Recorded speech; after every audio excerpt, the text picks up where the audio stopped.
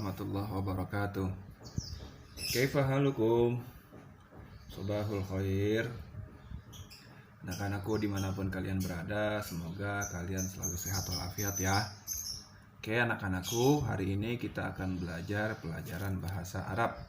Pada hari ini Bapak akan meminta kalian membuka ke halaman 19.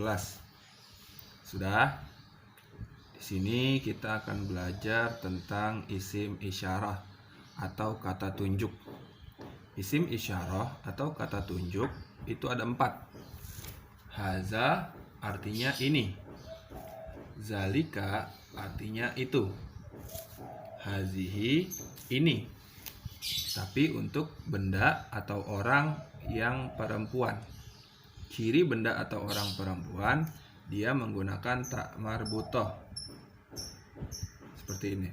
Tak marbutoh kalau disambung seperti ini, kalau dipisah taknya bulat seperti ini. Tilka juga artinya itu, tapi untuk benda atau orang yang perempuan muannas. Pak, bedanya haza dengan zalika apa? Bedanya hazihi dengan tilka apa? Kalau haza dan hazihi itu untuk benda yang dekat. Ini berarti kan bendanya dekat, bisa kita gapai. Kalau itu berarti bendanya jauh, kita nggak bisa gapai atau kita nggak bisa sentuh. Oke, lanjut aja yuk. Haza di sini ada beberapa kata. Ada Habibun, ada Umarun, Luqmanun, Yusufun, Sholihun. Ini contoh kata-katanya. Lihat di sini. Kata tunjuk haza digunakan untuk menunjukkan benda atau muzakkar yang laki-laki. Hazihi untuk benda yang muannas atau perempuan. Balik yuk. Contohnya haza Ahmad. Ahmad itu kan laki-laki, jadi pakainya haza, nggak boleh pakainya hazihi. Yang kedua hazihi Fatimah. Ini Fatimah. Fatimah itu perempuan. Taunya dari mana? Ya nggak mungkin lah ada Fatimah laki-laki. Nggak mungkin Fatimah itu pakai haza.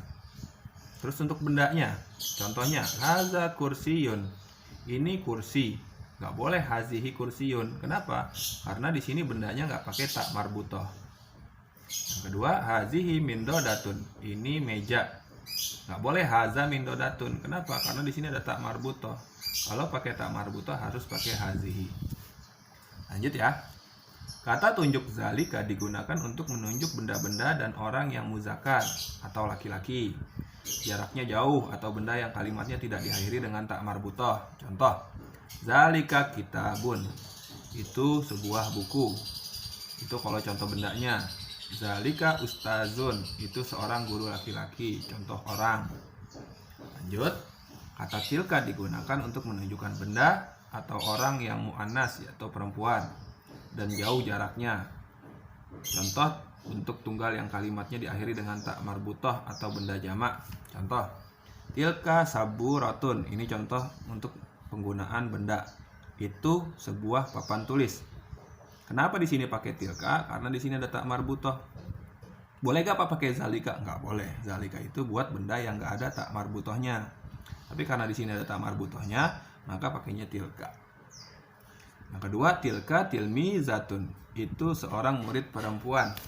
Kenapa di sini pakai tilka? Karena orangnya itu murid perempuan. Kecuali kalau tilmizun. Kalau tilmizun baru pakai zalika. Di sini nggak boleh pakai zalika. Contoh yang kedua, tilka madrasatun. Itu sebuah sekolah. Kenapa sekolah itu pakainya tilka? Karena di sini pakai tak marbutoh. Kemudian tilka tabibatun. Itu seorang dokter perempuan.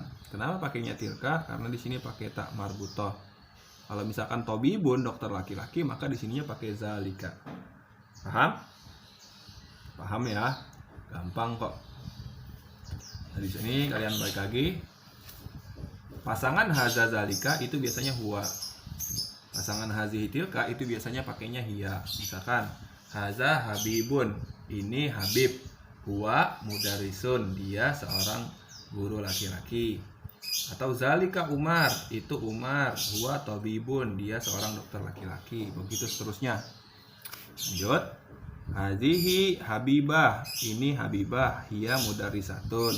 Dia seorang murid, seorang guru perempuan. Dia itu artinya dia juga, tapi buat perempuan.